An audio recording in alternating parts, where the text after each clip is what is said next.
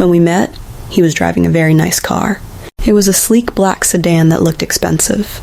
He came to my house with that car and talked a lot about what he had to go through to buy it. He told me stories about how he saved money for 2 years, and how he had to work extra hours just to afford it. He would take me out to restaurants and bring me back home. Everything seemed perfect at first. He proposed in the 3rd week of us dating. Can you imagine? 3 weeks, and he was already talking about marriage. I said no, because I wanted to study him for a while. I told him I needed time to know who he really was before making such a big decision. He didn't seem upset about my answer. Instead, he said he understood and would wait for me. He was consistent in the ways he showed love and said he wanted to marry me as soon as I said yes. He would send me good morning texts every single day. He would call me during his lunch break just to hear my voice. He brought me flowers on random days. He remembered small things I mentioned in passing. He was a quiet person, which I had problems with. Sometimes we would sit together for hours and he would barely say anything. I am someone who likes to talk and share everything, so his silence bothered me.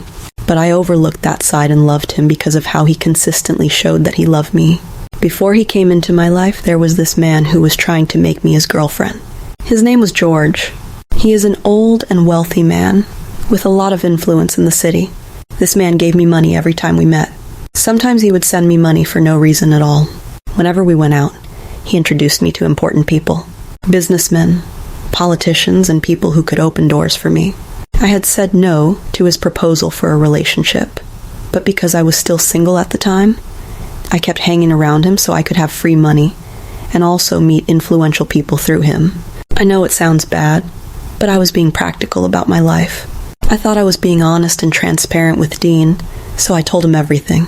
I said, "There's this man, George, who's just a friend, but he has proposed to me," and I said no. He calls often, but I'm finding a way to let him down slowly.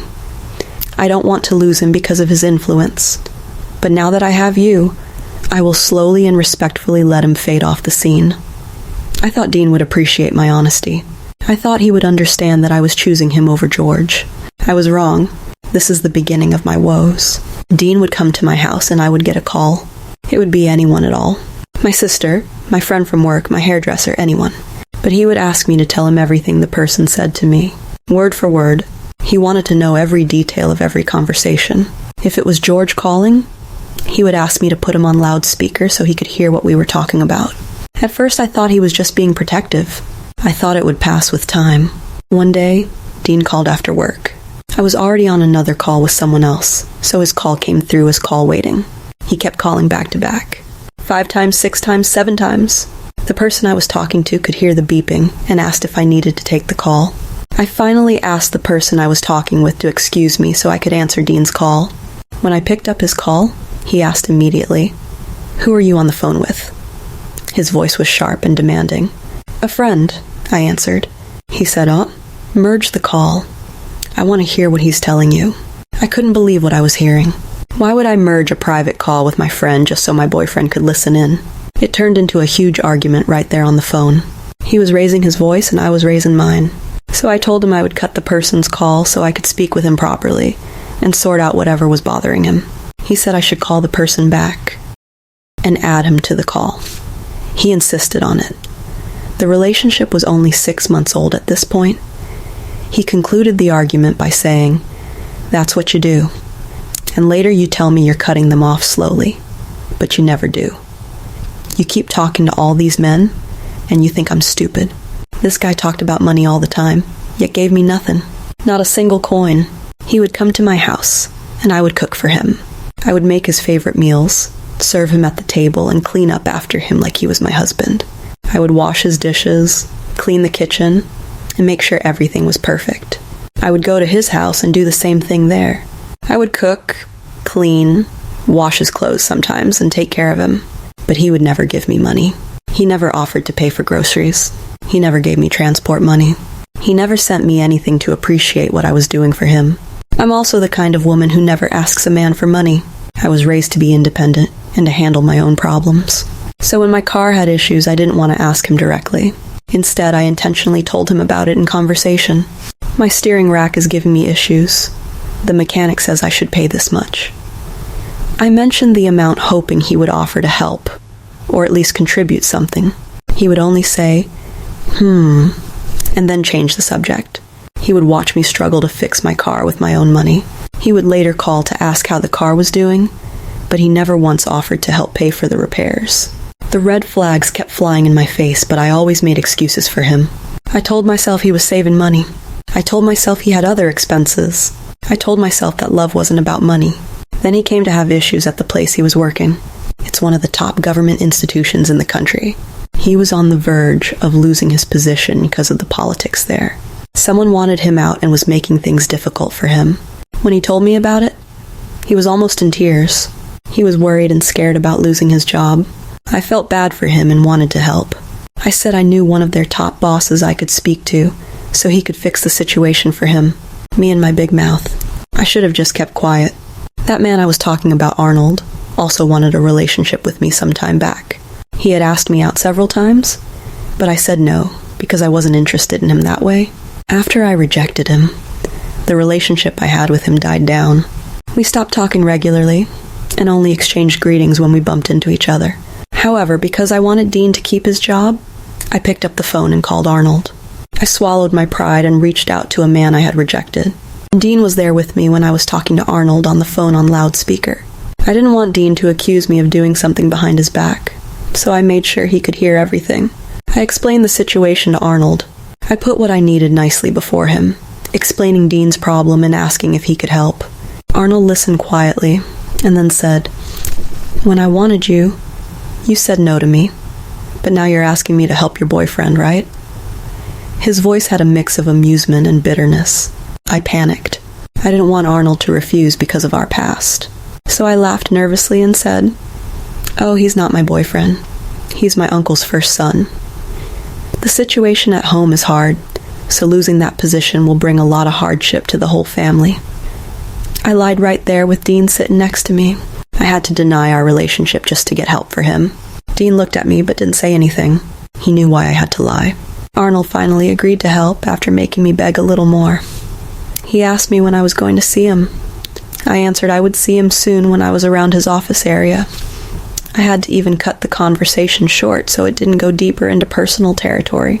Arnold kept trying to ask about my life and if I was dating anyone, but I kept steering the conversation back to Dean's work problem. It took less than 2 weeks for Dean's position to be restored. He came to my house so happy and excited.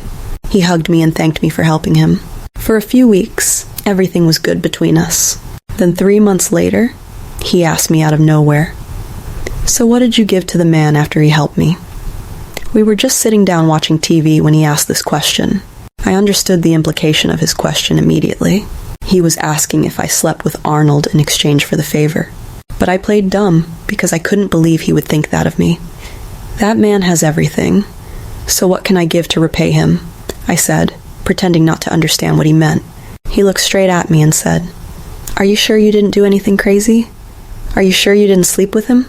This conversation ended in a fight. A big one. I was shouting, and he was shouting. I asked him how he could accuse me of such a thing when I only helped him because he was crying about losing his job.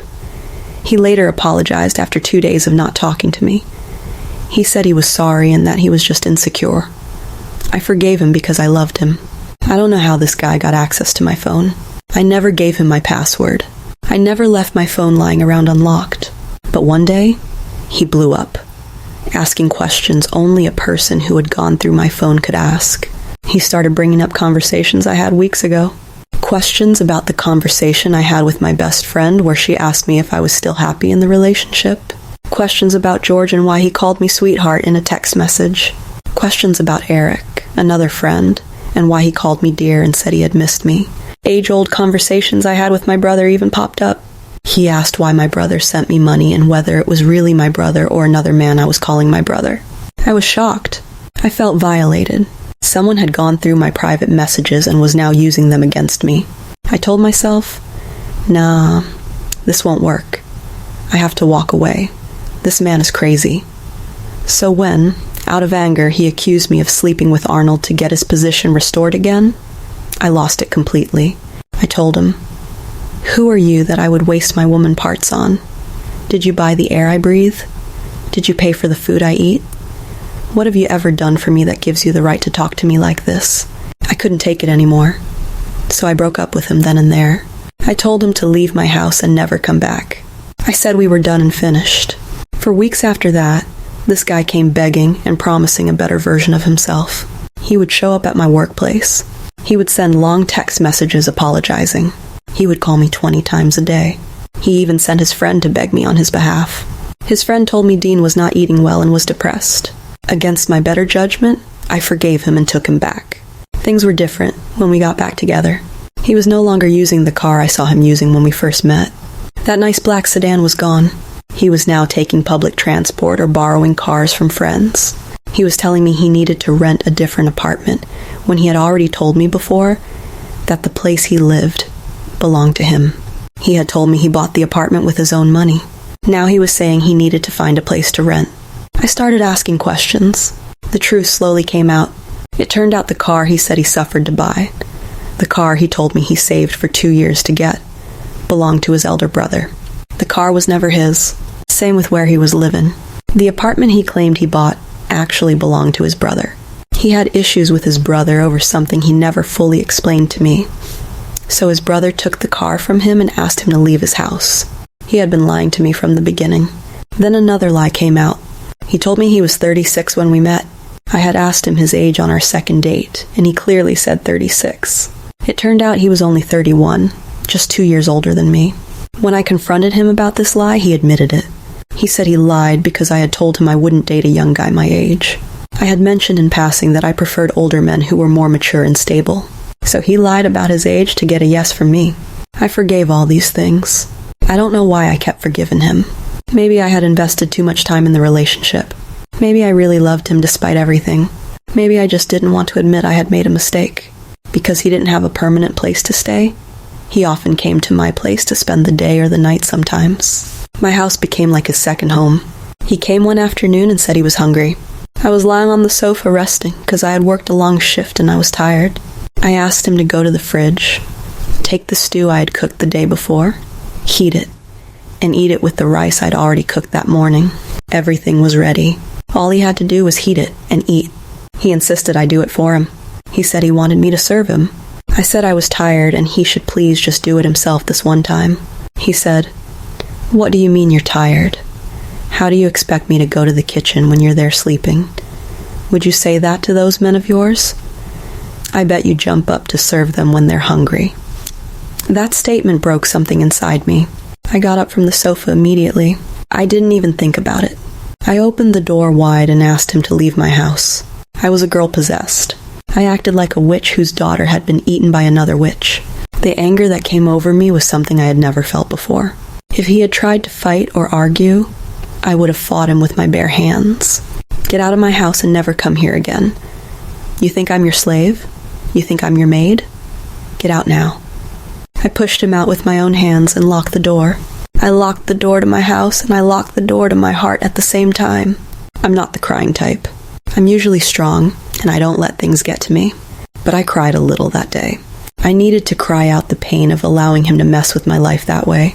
I needed to release all the frustration I had been holding inside for months. He stood outside my door for almost an hour. He's still standing at the door knocking, asking for one more chance, telling me he's ready to work on his weakness to become a better man for me. He sent me text messages begging and apologizing. He called me from different numbers when I refused to pick his calls. I've never blocked anyone in my life.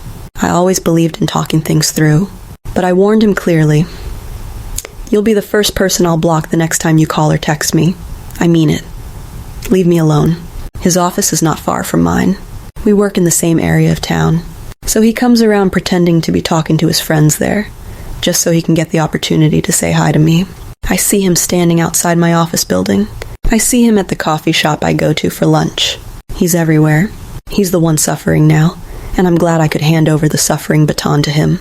He's the one losing sleep and losing his appetite. He's the one begging and crying now. Was I at fault to let him go? Am I the bad person here? Some of my friends say I should give him another chance because everyone makes mistakes. They say he really loves me and he's just insecure. But I don't think love is supposed to feel like prison. I don't think love is supposed to make you feel like you're being watched and controlled every single minute.